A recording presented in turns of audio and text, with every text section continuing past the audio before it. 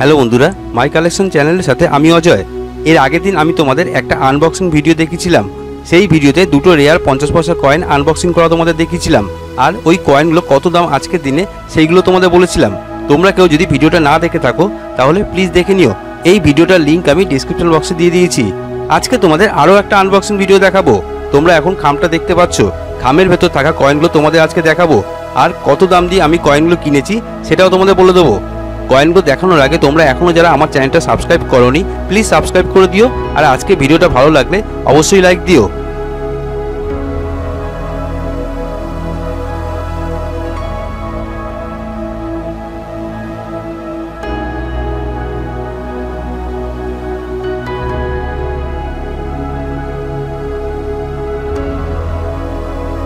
তোমরা দেখতেই পেলে কয়েনগুলো কত যত্ন করে আমায় পাঠিয়েছেন। এখানে যে কয়েনগুলো আছে সবকটা কয়েনই স্কেয়ার কয়েন। মোট 8টা কয়েন আছে এখানে। এই 8টা কয়েনের মধ্যে 5টা কয়েন হলো 1947 সালে ব্রিটিশ সরকারের ছাপানো বোম্বে মিন্টের কয়েন, আর 3টে কয়েন হলো 1947 সালে ব্রিটিশ সরকারের ছাপানো লাহোর মিন্টের কয়েন। তোমরা দেখতেই পাচ্ছ কয়েনগুলো কি কন্ডিশনে আছে। এগুলো সবকটাই এক্সট্রা ফাইন কন্ডিশনের কয়েন।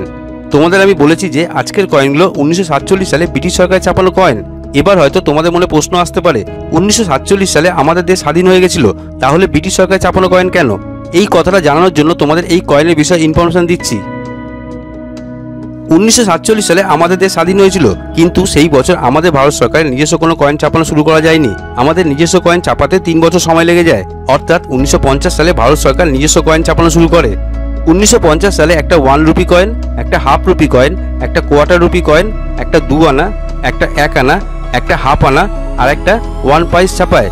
আমার হাতে এখন যে কয়েনগুলো আছে এই কয়েনগুলো 1950 সালে ভারত সরকার ছাপানো প্রথম কয়েন। দেখো এই কয়েনটা কোয়ার্টার রুপি কয়েন। এই কয়েনটা 1946 সালে ছাপানো হাফ রুপি কয়েন। আর এই কয়েনটা 1947 সালে ছাপানো হাফ রুপি কয়েন। এই কয়েনটা 1947 সালে ছাপানো 1 রুপি কয়েন। 1947 সাল থেকে 1950 সাল পর্যন্ত এই 3 বছর জর্জ সিক্সের পোর্ট্রেট রাখা এই কয়েন আমাদের দেশে চালু ছিল। 1947 সালে এই 1 রুপি কয়েনের সাথে সাথে একটা হাফ রুপি কয়েন ও কোয়ার্টার রুপি কয়েনও ছাপানো হয়েছিল। আর 1946 সালে শুধু হাফ রুপি কয়েন আর কোয়ার্টার রুপি কয়েনটা ছাপানো হয়েছিল। এই দুটো বছরে ছাপানো কয়েনগুলো আমাদের দেশে কিছু বছর চালু ছিল। এই 1 রুপি কয়েনটার এই সাইডটা হলো কয়েনের ওভার সাইড। এই কয়েনের এই সাইডে মাঝখানে কিং জর্জ সিক্সের সুন্দর একটা প্রতিচ্ছবি আঁকা আছে। কিং জর্জ সিক্সের প্রতিচ্ছবি চারিদিকে গোল করে ইংলিশে লেখা আছে George six king emperor. King George সিক্সের প্রতিচ্ছবির নিচে একটা ডট চিহ্ন আছে। এই ডট চিহ্নটা কিন্তু কোনো মিন্ট মার্ক নয়।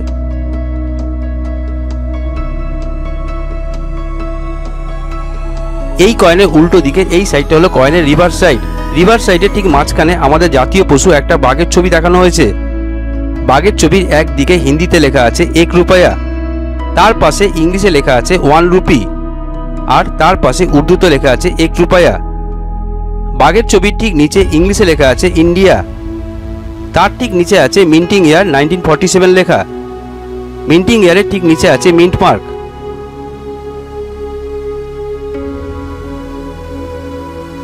এই কয়েনের মিন্টিং ইয়ার হলো 1947। এই কয়েনটার মেটাল ছিল নিকেল ধাতুর। ওয়েট হলো 11.66 গ্রাম। সাইজ ছিল 28 mm, থিকনেস ছিল 2.48 mm, আর শেপ ছিল সার্কুলার। 1947 সালে এই 1 রুপি কয়েনটা দুটো জায়গা থেকে ছাপানো হয়েছিল।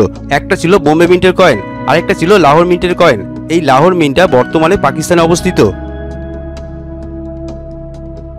এখন ভিডিওতে তোমরা যে কয়েনটা দেখতে পাচ্ছ এই কয়েনটা 1947 সালে ছাপানো বোম্বে মিন্টের কয়েন, যার মিন্ট মার্ক হলো ডায়মন্ড। ইয়ারের ঠিক নিচে ডায়মন্ড চিহ্ন তোমরা দেখতে পাবে।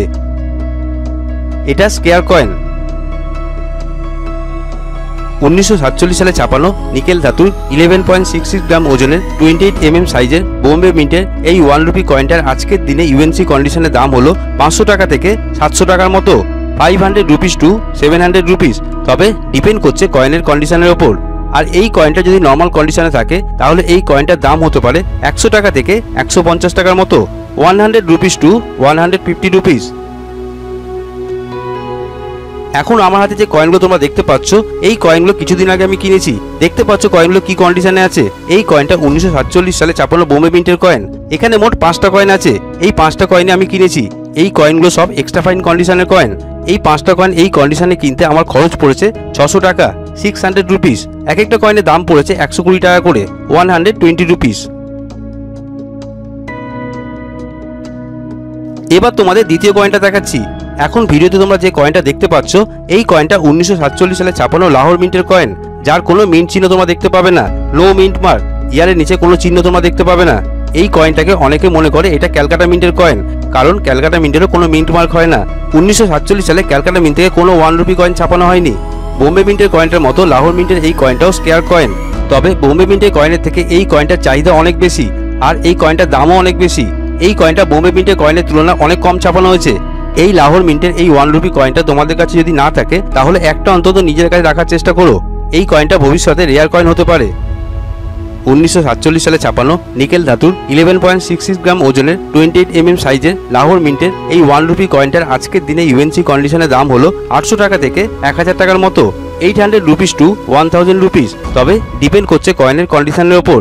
আর এই কয়েনটা যদি নর্মাল কন্ডিশনে থাকে, তাহলে এই কয়েনটার দাম হতে পারে 150 টাকা থেকে 200 টাকার মতো, 150 রুপিস টু 200 রুপিস। এখন আমার হাতে তোমরা যে কয়েনগুলো দেখতে পাচ্ছ, এই কয়েনগুলো আমি কিছুদিন আগে কিনেছি। দেখতে পাচ্ছ কয়েনগুলো কি কন্ডিশনের কয়েন। এই কয়েনটা 1947 সালে ছাপানো লাহোর মিন্টের কয়েন। এখানে মোট 3টে কয়েন আছে। এই কয়েনগুলো সবকটাই এক্সট্রা ফাইন কন্ডিশনের কয়েন। এই 3টে কয়েন এই কন্ডিশনে কিনতে আমার খরচ পড়েছে 510 টাকা, 510 রুপিস। এক একটা কয়েনের জন্য আমার দাম পড়েছে 170 টাকা করে, 170 রুপিস। আজকের ভিডিওটা শেষ করার আগে তোমাদের আরেকবার বলছি, ফিউচারের জন্য যদি কেউ 1947 সালে 1 রুপি কয়েন কিনতে চাও, তাহলে লাহোর মিন্টের এই 1 রুপি কয়েনটা অবশ্যই কিনে রাখার চেষ্টা করো। যাই হোক বন্ধুরা, আজকের ভিডিওটা এখানে শেষ করলাম। এরকম নতুন নতুন ভিডিও আরও দেখতে চাইলে আমার চ্যানেলটা সাবস্ক্রাইব করে রেখো। আজকের ভিডিওটা ভালো লাগলে লাইক দিও, কমেন্ট বক্সে লিখো তোমাদের কেমন লাগলো। আজ এই পর্যন্ত, নেক্সট দিন নতুন কোনো ভিডিও নিয়ে আবারও তোমাদের সাথে দেখা হবে।